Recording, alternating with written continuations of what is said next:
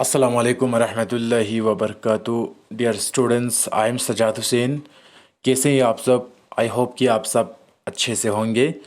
तो आज हम क्लास 11th की पॉलिटिकल जो साइंस हैं उसका chapter number 1 making of the constitution, इस चैप्टर को हम पढ़ रहा है। तो आज हम इसी का question number 2 means topic number 2 देखेंगे कि इसमें क्या कह रहा है। Discuss the circumstances which led to the formation of the Constituent Assembly and explain the composition of Constituent Assembly, or write a short note on Constituent Assembly of India। इस topic में आपको अकॉर्डिंग टू सिलेबस हैं एक मतलब ऐसे circumstances बयान करना है। सरकमस्टेंसेस मीन्स ऐसे हालात या ऐसे मतलब जो तरीक़े था या ऐसे जो कंडीशंस था जिसकी वजह से कॉन्स्टिट्यूएंट असेंबली बना। ठीक है, और कॉन्स्टिट्यूएंट असेंबली किस चीज़ पर मबनी है, कंपोज है, इसमें क्या क्या है, कितने सीट हैं, कौन है, किसने बनाया, ये सब इनको हम कहते हैं कंपोजिशन। तो क्वेश्चन कहता है कि वो कौन से हालात थे, सरकमस्टेंसेस थे जिसकी वजह से कॉन्स्टिट्यूएंट असेंबली बनाया और कब बनाया, किसने बनाया और इसका कंपोजिशन क्या है। मीन्स इसमें क्या होता है, कौन चेयरमैन था, कौन ड्राफ्टिंग कमेटी था, कौन ये सारे चीज़ें। इसके अलावा क्वेश्चन इस तरीके से भी आ सकता है, right A short note on constituent assembly of India. ठीक है, तो आंसर में ये कहता है कि the Indian constitution is a written constitution and it was framed by constituent assembly. Mahatma Gandhi mooted the idea of constituent assembly in 1922 and the Indian National Congress put the demand in concrete form in 1935, but this demand of Congress party remained unfulfilled for a number of years. It was incorporated in Cripps' proposal of 1942 that after the end of the war, a constitution-making body would be set up to frame a new constitution. However, for various reasons, the Cripps proposal did not meet the approval of the Indian people. अब एक चीज़ याद रख लीजिए, सबसे पहले किसी भी देश के लिए, चाहे वो इंडिया हो या पाकिस्तान हो या कोई भी डेमोक्रेटिक कंट्री हो, उसके लिए कॉन्स्टिट्यूशन होना ज़रूरी है। यह हमने पहले बताया कि एक डेमोक्रेटिक कंट्री में कॉन्स्टिट्यूशन का होना ज़रूरी है, लेकिन उस कॉन्स्टिट्यूशन को कहाँ और कैसे बनाता है। फॉर एग्ज़ाम्पल, एक हॉल में या एक कमरे में सारे लोग जमा होता है, एक कमरे में सारे लोग जमा होता है और वहाँ पर सारे एक्सपर्ट्स जो कॉन्स्टिट्यूशनल एक्सपर्ट्स है वो सब जमा होकर क्या करता है, मीटिंग करता है उस हॉल में। वो सब जो है वहाँ पर बातें करता है या मीटिंग करता है और वहाँ पर डिस्कस करके ये सारी चीज़ें बताता है कि हम अपने कॉन्स्टिट्यूशन को कैसे बनाएंगे, कितने आर्टिकल्स रखेंगे, कितने अमेंडमेंट्स रखेंगे, कितने कानून रखेंगे। जब ये सारे डिस्कशंस जहाँ पे करते हैं उसको हम कहते हैं, उस जगह को हम कहते हैं कॉन्स्टिट्यूएंट असेंबली। असेंबली मतलब लोगों का जमा हो जाना, एक्सपर्ट्स का जमा हो जाना। एक्सपर्ट्स जमा होते हैं, जमा होकर गेदर होकर टुगेदर होकर वहाँ पर इश्यूज़ और चीज़ों पे डिस्कस करते हैं। ठीक है, तो उसी जगह को जहाँ पर लोग जमा होते हैं, एक्सपर्ट्स जमा होता है, 15 20 या 30 40 नफ़र का जो ग्रुप होता है वो जब जमा होता है तो वो मीटिंग करके ये डिस्कस करता है कि हम अपने आइन को बनाएंगे तो कैसे बनाएंगे, कब बनाएंगे, कहाँ बनाएंगे, कितने आर्टिकल्स रखेंगे, कितने अमेंडमेंट्स रखेंगे, राइट्स का क्या होगा, ड्यूटीज़ का क्या होगा। तो किसी भी देश का कॉन्स्टिट्यूशन बनाने से पहले एक हॉल में या एक कमरे में डिस्कशन होता है, प्रॉपर इश्यूज़ के ऊपर बातें होता है एक्सपर्ट के बीच में, उसको हम कहते हैं कॉन्स्टिट्यूएंट असेंबली।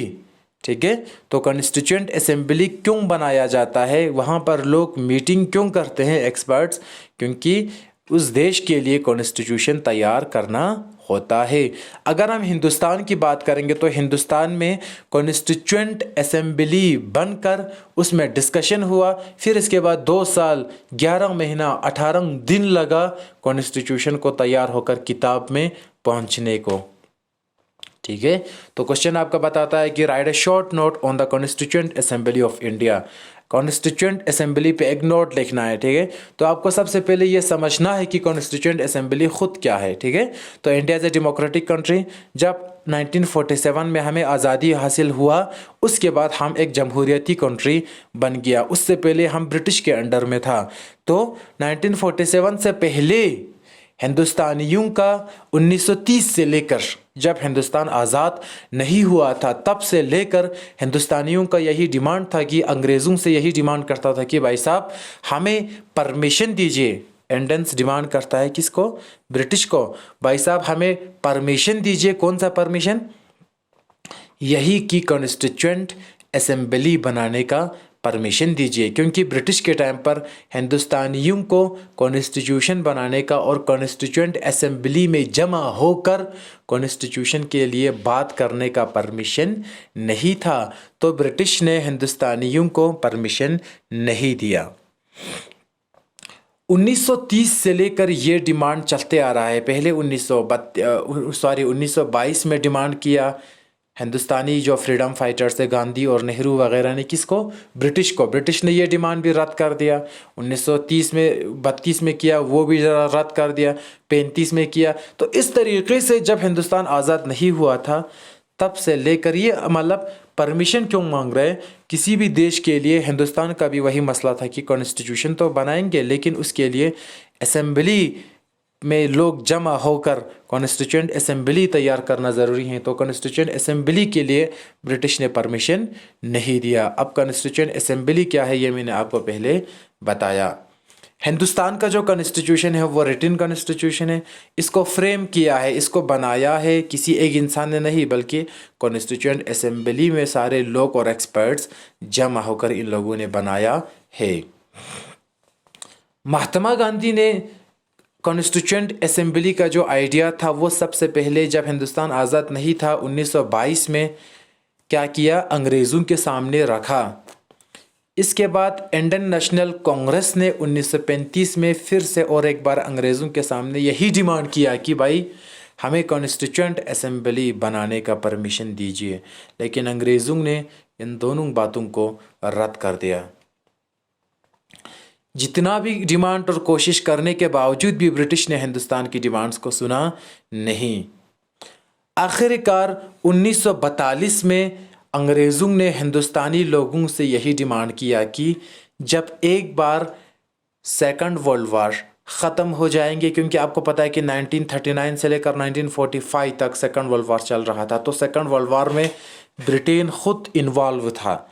तो ब्रिटेन कहता है कि हिंदुस्तानी कांग्रेस पीपल्स को, भाई 1942 में कहता है कि क्रिप्स प्रपोज़ल के तहत एक प्रपोज़ल भेजता है अंग्रेज़ हिंदुस्तानियों को, उसका नाम होता है क्रिप्स प्रपोज़ल।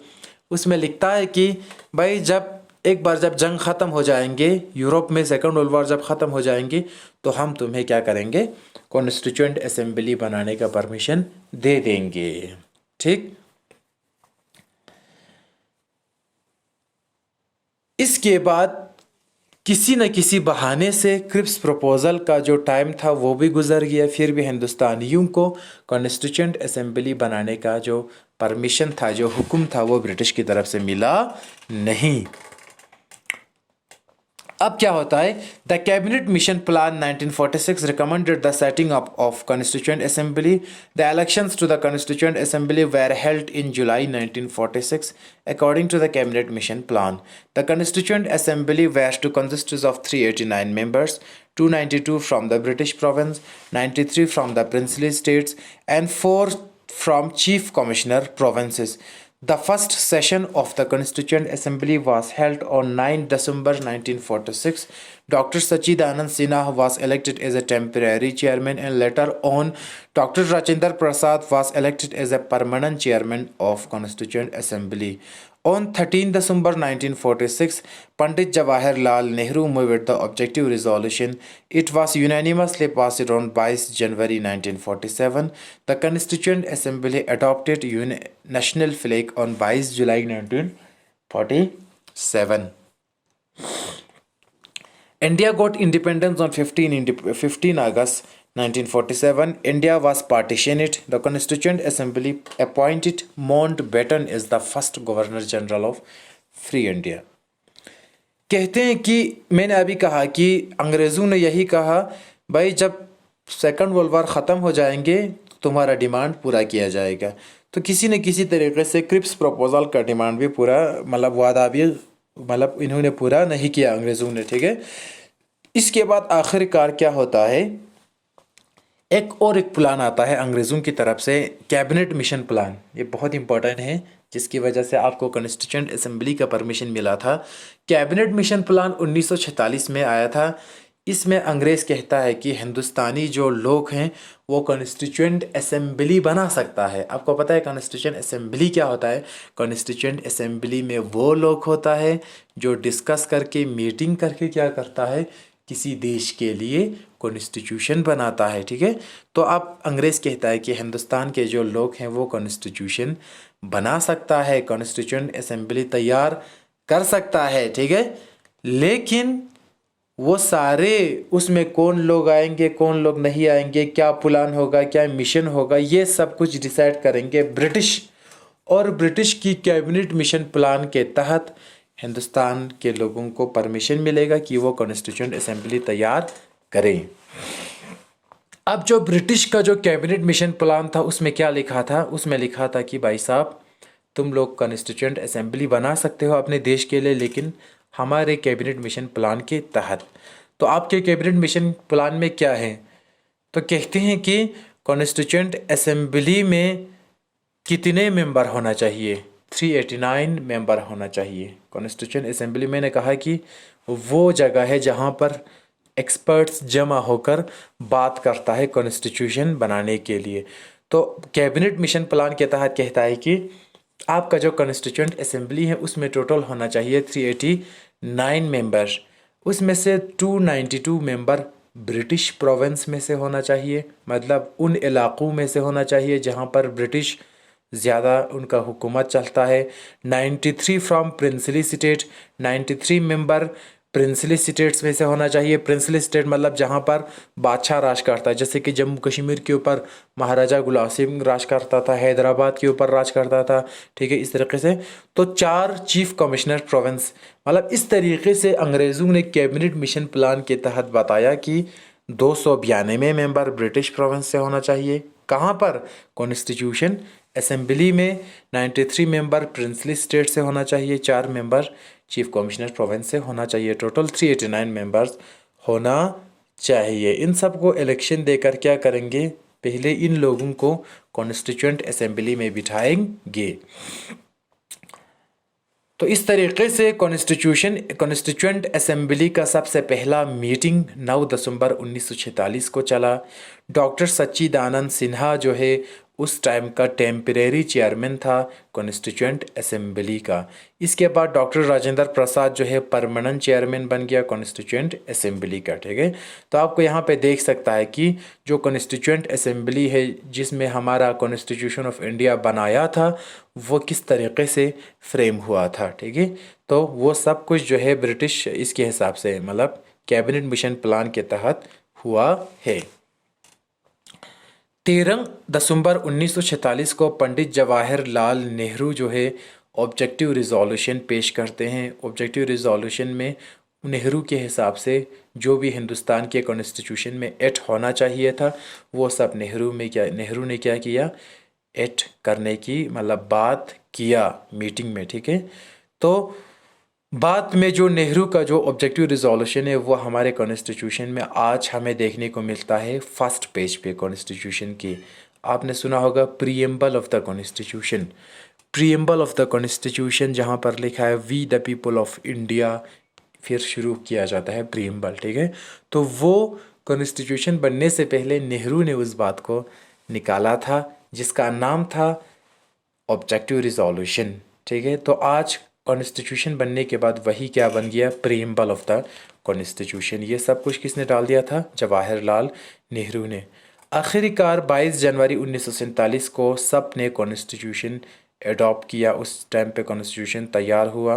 कॉन्स्टिट्यूएंट असेंबली ने नेशनल फ्लैग एडॉप्ट किया 22 जुलाई 1947 को, ट्राई कलर का नेशनल फ्लैग, जिसके अंडर एक व्हील होता है। व्हील में कितने स्पोक होते हैं? हमारे हिंदुस्तान के झंडे के व्हील का जो कलर है वो ब्लू होता है, उसमें स्पोक कितने होते हैं? 24। हिंदुस्तान 15 अगस्त 1947 को हिंदुस्तान को आज़ादी मिला। इसके बाद हिंदुस्तान को पार्टीशन किया गया, इंडिया और पाकिस्तान अलग हो गए, नहीं तो पहले दोनों एक ही कंट्री था। कॉन्स्टिट्यूएंट असेंबली ने हिंदुस्तान के माउंटबेटन, जो एक अंग्रेज़ गवर्नर जनरल था हिंदुस्तान का, उसको क्या किया? फ्री इंडिया का फर्स्ट गवर्नर जनरल बना दिया, लॉर्ड माउंटबेटन को। इसके बाद approval of the constitution. Approval of the constitution में क्या कहते हैं कि आखिरकार कॉन्स्टिट्यूशन जब तैयार हुआ तो 29 अगस्त 1947 को drafting committee was formed under the chairmanship of doctor B.R. Ambedkar. The drafted constitution was put before the Constituent Assembly on 21 February 1948. It took 2 years, 11 months and 18 days to make the Indian Constitution. On 26 November 1949, the Constituent Assembly adopted the new constitution. Ultimately, it was enforced on 26 January 1950। Approval of the constitution में कहता है कि आखिरकार 29 अगस्त 1947 को drafting committee तैयार किया गया। अब देखो, कमेटी दो टाइप के होते हैं, ठीक है। एक तो वहाँ पर जो कॉन्स्टिट्यूएंट असेंबली में जो कॉन्स्टिट्यूशन को डिस्कस करने वाला एक कमेटी था, जिन्होंने बात किया इश्यूज़ पे। इसके बाद और एक कमेटी था ड्राफ्टिंग कमेटी। ड्राफ्टिंग मतलब ये ड्राफ्ट करेंगे, पेपर्स पे लिख कर कंप्यूटराइज बनाकर एक किताब बनाएंगे अच्छे से लिख कर, ठीक है। तो ड्राफ्टिंग कमेटी का जो चेयरमैन था वो डॉक्टर B.R. अम्बेडकर था। 29 अगस्त को डॉक्टर B.R. अम्बेडकर की सरबराही में ड्राफ्टिंग कमेटी तैयार किया गया। जो ड्राफ्टेड कॉन्स्टिट्यूशन था वो तैयार हुआ 21 फरवरी 1948 को। कॉन्स्टिट्यूशन को पूरा तैयार होने में 2 साल 11 महीना 18 दिन लगा हमारे इंडिया के कॉन्स्टिट्यूशन को तैयार होने में। आखिरकार 26 नवंबर 1949 को कॉन्स्टिट्यूएंट असेंबली ने अडॉप्ट किया। अभी लोगों को दिया नहीं, इसी कॉन्स्टिट्यूएंट असेंबली ने ये बुक जो है तैयार होकर साइन किया और इसको अडॉप्ट किया। और लास्ट में 26 जनवरी 1950 को लोगों को के पास ये कॉन्स्टिट्यूशन हवाला कर दिया और लोगों के ऊपर लागू कर दिया। तो 26 जनवरी 1950 को हम कहते हैं रिपब्लिक डे ऑफ इंडिया। तो यहीं पर आपका कॉन्स्टिट्यूएंट असेंबली वाला टॉपिक ख़त्म हो जाते हैं। यहाँ पर आपने देखा कि कब और कैसे बना, क्यों बना और किस कंडीशन में हमारा कॉन्स्टिट्यूशन और कॉन्स्टिट्यूएंट असेंबली बना था। इसका पूरा नोट्स मेरे पास है, मैं आपको व्हाट्सएप ग्रुप में भेज देता हूँ। और इसके अलावा भी आप मुझे पर्सनली या मैसेज या ईमेल कर सकता है, जिसके ज़रिए आप ये सारी चीज़ें ले सकता है। Thank you so much for watching this video. मिलते हैं नेक्स्ट टॉपिक में, तब तक के लिए खुदा हाफिज़।